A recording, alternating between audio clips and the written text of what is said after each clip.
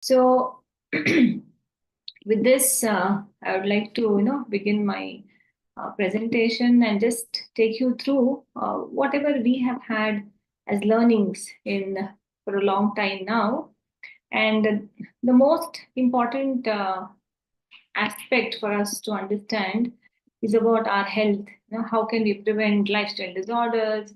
How can we manage ourselves, and what all can we do when we are in trouble? Especially when I'm saying trouble, here we are specifically, addressing the trouble of facing health problems. So this is where we have to be more aware of, these aspects, and let's focus on one of the very common problems, but lesser known problems, hypothyroidism. So it is a very, very important aspect to understand because hypothyroidism is very, very prevalent in the society. How prevalent is what we are also going to understand. So today's, the next half an hour is kind of going to be on these topics. Let's understand hypothyroidism. Let's understand what is the approach in Ayurveda, especially for hypothyroidism. And we're also going to understand what yoga can offer to us, and how do we actually create a lot of evidence around this and a comprehensive health plan. Because what many of us know is, okay, I'm detected to have this thyroid disease, and first of all, I'm not able to understand whether it is hyperthyroidism, hypothyroidism. This is the first confusion. Do I have a thyroid issue? Is it associated with my menstrual cycle? Is it associated because of pregnancy, or is it associated because of diabetes? There are many, many questions like this, which I see mostly with the patients who visit us at Vivekananda Health. And we are therefore here to give a holistic perspective to this very commonly seen problem. So, therefore, first, let's begin by understanding this thyroid gland itself. Where is it exactly situated, and what is it popularly, famous for its problems. For the endocrine disorders, as it is medically termed. It's a very small butterfly-shaped gland which is placed on the throat region.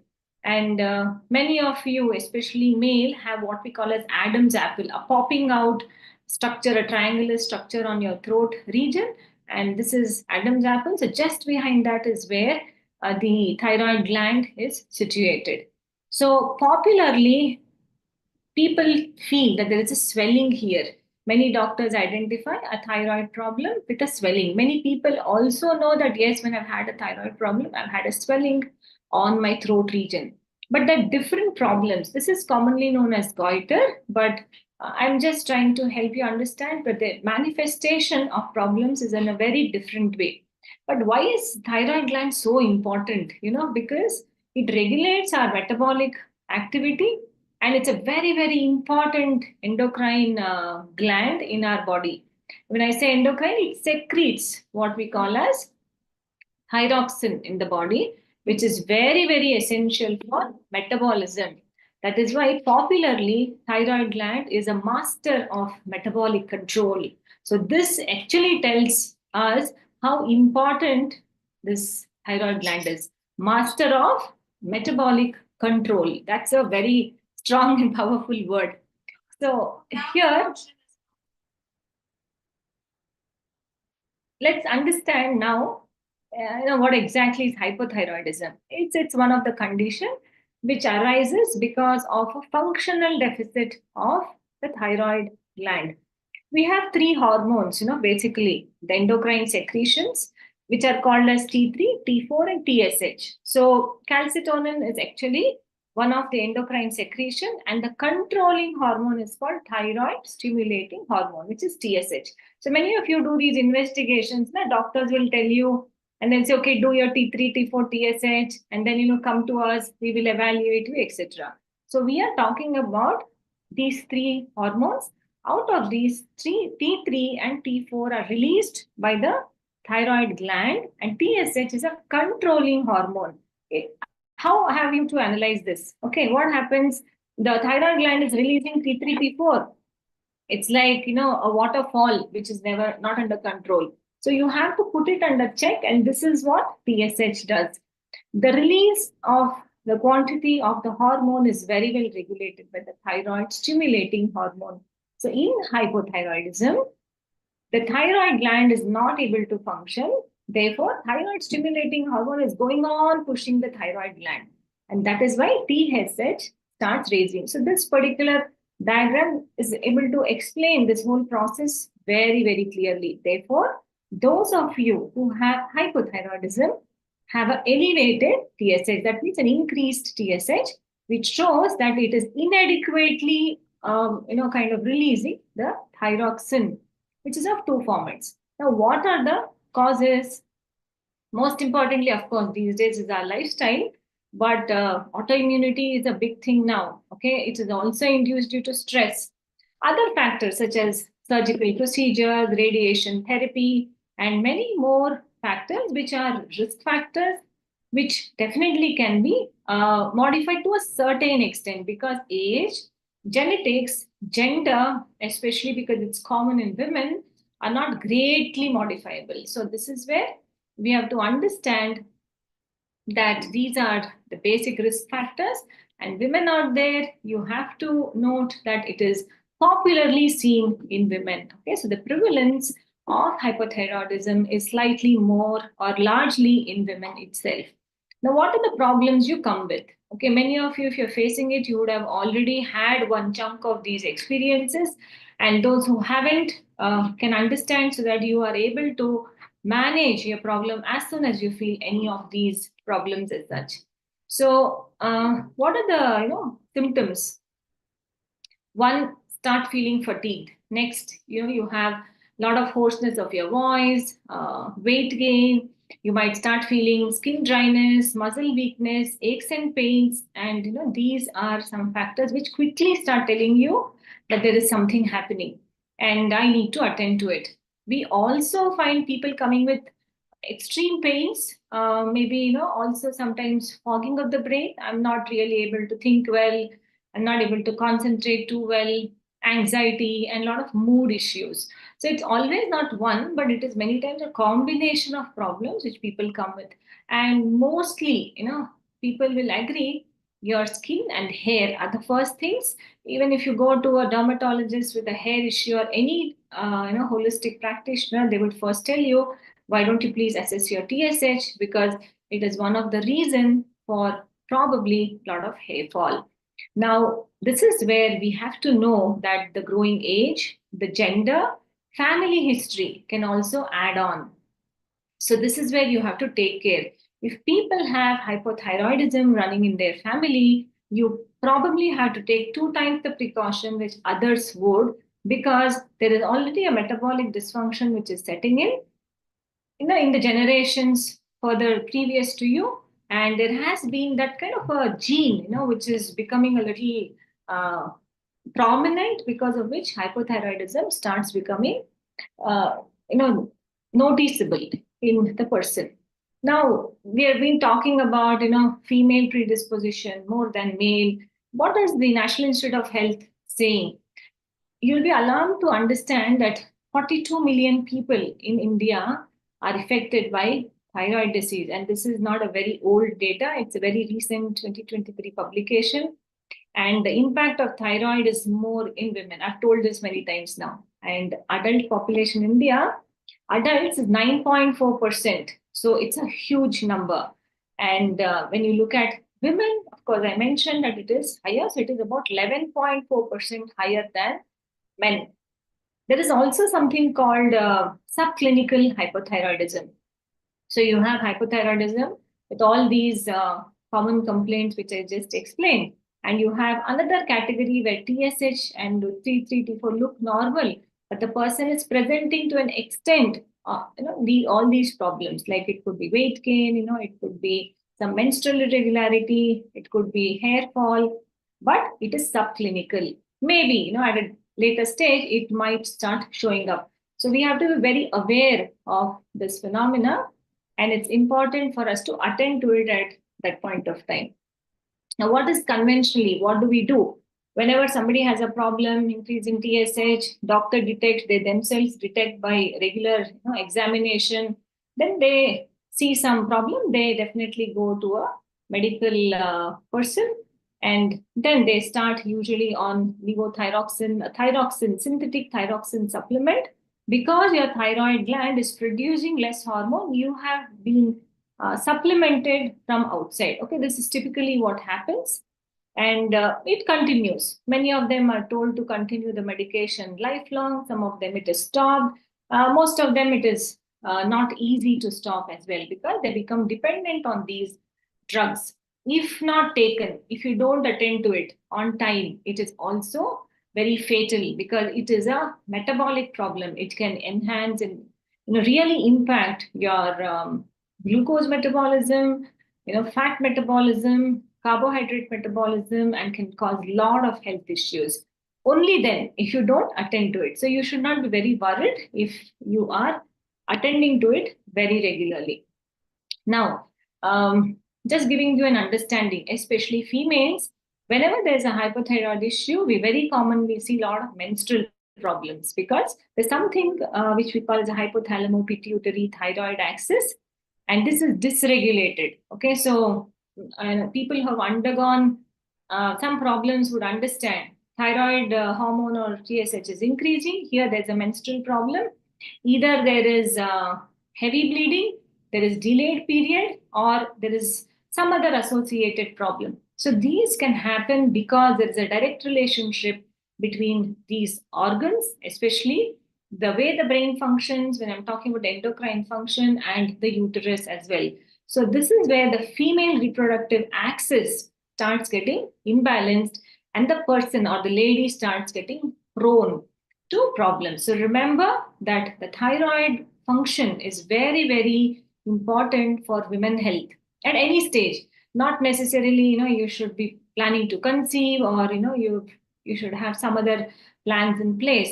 But right from puberty until menopause, it's a very important hormone. Please keep that in mind. And what else? I'm only talking about women there, but everybody should know that if the hypothyroidism is very prevalent, what else it can do. Don't think that you can just pop a pill and I live my life. I've been asked to take 25 mcg, 75 mcg of medicine, or I'm doing something else.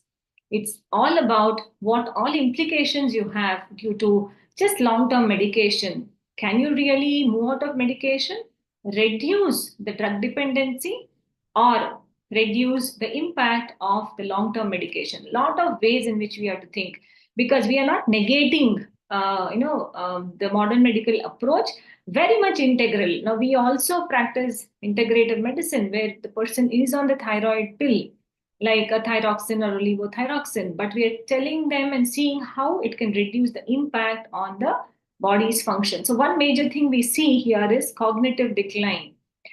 It's irrespective of medication. Hyperthyroidism can definitely create some problems of mild cognitive impairment, where your attention, concentration, and any kind of fluency, some kind of visuospatial tasks, these can actually show decline, especially when you're probably being with the problem for a fairly long time. So don't take things easy. That's why I'm just trying to mention this. But there are always ways and means where we work on it and ensure that we are not troubled. Now, what is that Ayurveda talks about? Um, Very interestingly, you can see this bird here. It's a mythological, bird. It is called Gandaberunda, and it's also the bird for Karnataka state. So many of you may be aware of this. Now, why am I showcasing this bird? It's a beautiful bird, as you can see, and highly relevant to this context, because in Ayurveda, um, the hyperthyroidism or goiter especially is termed as galaganda. Gala is throat, ganda is the kind of structure it makes. So they say that it is compared to a ganda berunda. That is where the word ganda comes from, and it is hanging like ganda berunda from the throat. That's the explanation which the Ayurveda scriptures have also given. So how beautifully this has been attended to, even in that era, 5,000, 6,000 years ago. And what actually happens when you look at the three doshas? There's the imbalance of vata and kapha majorly, but there is major point because it's a metabolic disorder is impairment at the level of agni. Okay, so when we say agni, we talk about jataragni and we also talk about dhatvagni. So these are the areas where we start understanding that there is influence of the doshas. Now, are there different remedies in Ayurveda? Well, yes, very much available in different formats. So when we consult, of course, based on the dosha and the prakriti, large analysis is done, and then it is prescribed, whether it is a medicine, whether it is recommendations of panchkarma, and a lot more. So when it comes to herbs, there are herbs such as ashwagandha, Brahmi, Kanchanara, even drumstick, and a lot of other food supplements which are rich in iodine. And when we look at the Ayurveda perspective, we map it with metabolism, as I said, Agni, and therefore bring in the line of treatment. Okay, it is not as direct as less of thyroxine, so supplement thyroxine. What we work on is naturally how can you improve the thyroid gland to function better. But there are many cases where we may not be able to achieve it completely or we might achieve it partially. So other dietary restrictions recommendations are very much there when it comes to ayurveda and yoga. So diet compliant to this, what we call as reduction of goitrogenic food. So that means that food which can increase goiter or that swelling is very, very important.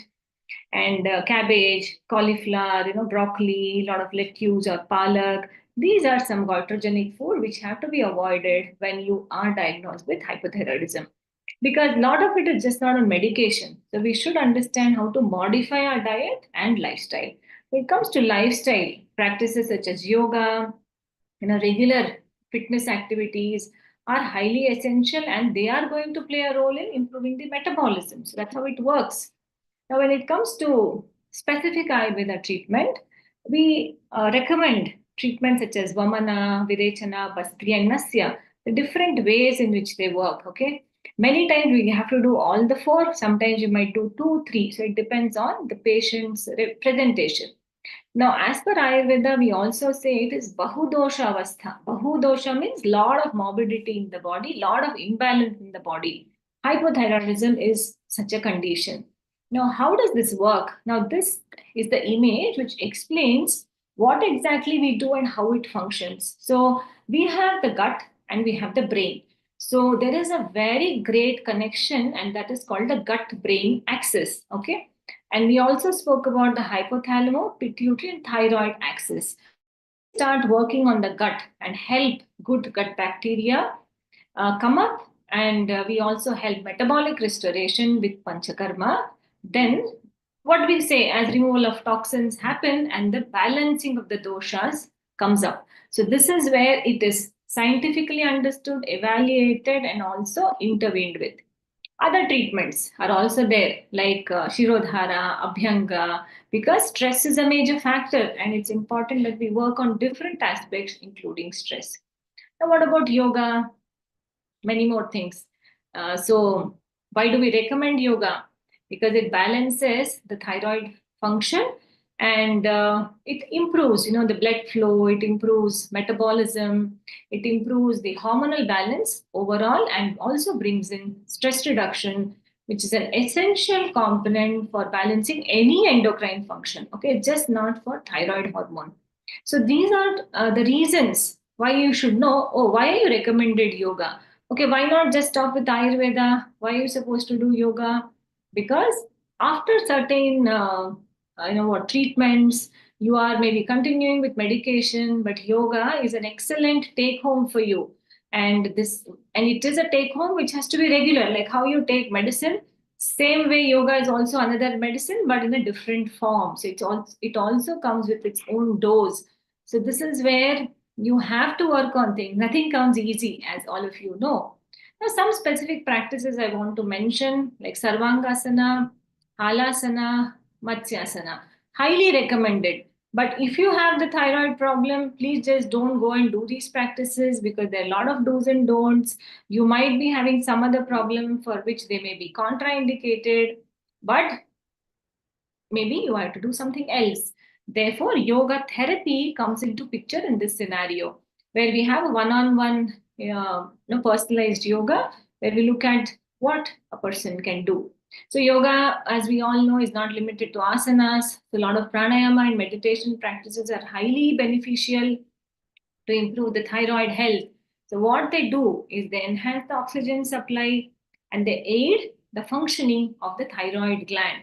Ujjayi is a very known practice. Okay, it's a hissing, a breathing with hissing. It's not easy to do it, but it is an excellent practice when we work on hyperthyroidism. And when hyperthyroidism is detected recently, and when they know the thyroid gland is can really be able, we are able to reverse the condition also. So a lot of conditions apply. It's not as easy as I'm mentioning. So let me also give you some context, of say a patient who has come here, who was suffering from this problem for over 3 years, had gradual increase in TSH, but what was her TSH? It was quite high. TSH was almost at 34 when she came to us, and over a period of 3 months, it started reducing and still came down only to 20. But you can see how the body's mechanism starts changing. And see, from a weight of close to 79, she comes down to 74. And this is where we start seeing the metabolic change, and reduction of visceral fat, BMI also denotes that. This is just an example to help you understand what exactly treatment can do and how it can help. Therefore, a comprehensive plan is important. I was just mentioning personalized Ayurvedic approach followed by yoga, and many times we use acupuncture as well when we treat patients with hypothyroidism. And this is the approach which can actually give us long-term solution. And it is important for us to take care of ourselves, because that's the way it is. I know we cannot take any problem for granted. There is always a workable solution, but it is always together. A physician or a doctor can never make things happen. It's always the team, a good team of a doctor and a patient, which can actually make it happen. So I would close my presentation with this. I know that we have also taken some time. We just had the last 20 minutes, which is right there. So before we get into a Q&A, I have some questions, and I request all of you to type in the chat box so that we have some interesting engagement now. Okay, so I will ask you some questions and you have to please type the answers in the chat box. So let's keep it very engaging. I'll be very happy to see many of you engaging in this uh, Q&A, which is more one-sided now, until you get the opportunity to ask me some questions. I'll await that next 2 minutes when we'll come there. So your first question is, I spoke about a bird, and that bird is compared to the thyroid gland. Can you please mention the name of the bird? Please use the chat box and type it out, because you cannot unmute and talk. Yes, please come in, come in. Yeah, I can see some answers. Very nice. Thank you for your participation. Oh, that's great. So many of you have given right answers, and this shows how attentive all of you are. I think nice to see. Yeah. No wrong answers at all. So either I was too good in stressing on Ganda Perunda, or you were too good in capturing that data. Let's go to the next question. Next question is, name a herb used in treating hypothyroidism. Name a herb used in treating hypothyroidism. I showed the names of 3-4 herbs. Any herb is okay.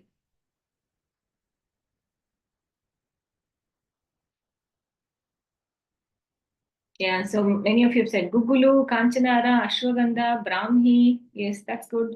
So most of it is covered. A lot of you are typing Brahmi. You can see each other's chats also. It's all open. So good to hear from all of you. Let's go to the next question. Name one yogasana recommended in hypothyroidism. But I want you to name one and the three I showed you.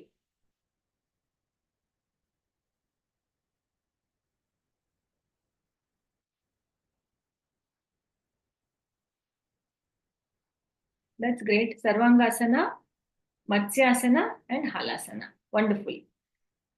Fourth question.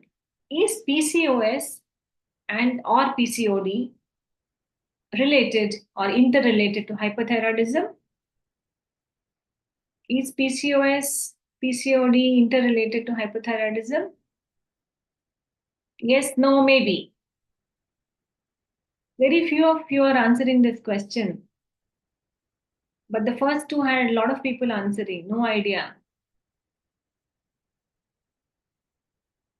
Okay, so PCOS and PCOD can give rise to hypothyroidism because, as I was just trying to say, the female reproductive system is very much connected with the thyroid secretion, and it is important that they stay balanced. It's highly interconnected. Which Ayurveda treatment can help in hypothyroidism? I mentioned many, you can mention any of them. One Ayurveda treatment which can help in hypothyroidism.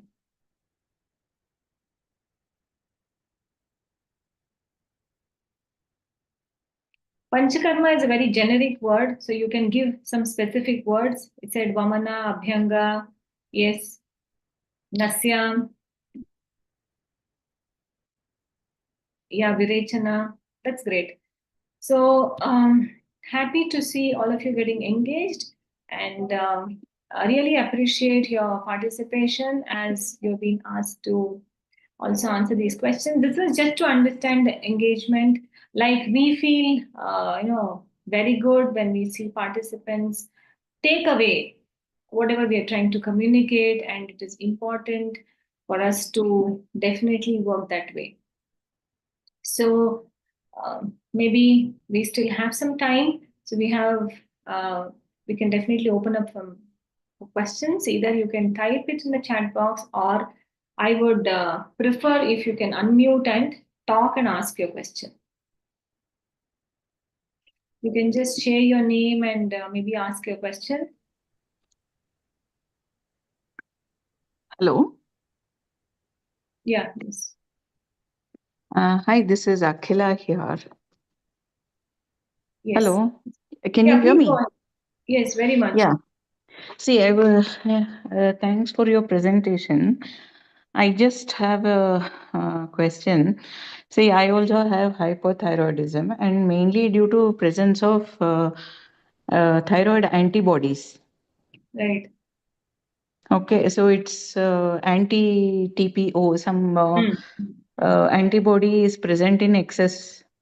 Yes. So how can that get reduced? Yeah, okay. So when we look at the thyroid antibody, it is something like, how you have the body releasing some kind of antigen and antibody complex, which we talk about. There is an Hmm. external enemy which is coming in, and the body is trying to fight. Okay, so now this is an autoimmune problem. Other Yes, thing is where the external enemy is coming in, fighting is okay, but the body itself thinks that there is some enemy inside and the body is fighting against itself. That is autoimmunity. And when the correct. anti-TPO raises, then your autoimmunity is very high. So we also note the level of autoimmunity based on the anti-TPO levels. And the best remedy for autoimmunity is, of course, to ensure deeper relaxation, correction of metabolism. So we speak about panchakarma and yoga, right? They will quite well work on autoimmunity, because we have to make the body feel that, come on, you're a kind of, right now you have some impairment, you're not trying to understand what is right, what is wrong. So let me help you understand what is right, what is wrong. For that, I'm going to teach you yoga, because it will help you balance yourself, understand what is right, because it is like a something, which your brain has to get modulated. So this is how we work on this. Hope you understood what I was trying to say. Yeah, I got an idea, but how the Ayurveda will reduce the antibodies? Same way. So when we do a panchkarma, restore the metabolism, and regularly start working on yoga, then the antigen antibody response starts declining, and anti-TPO also starts reducing. So we have seen that in many cases. So maybe you'll have to connect separately for me to explain and also understand the problem better and help you. Okay, sure. Yeah, thank you, Akhila. So I think Yeah, some of thank you you. are typing your questions as well in the chat box.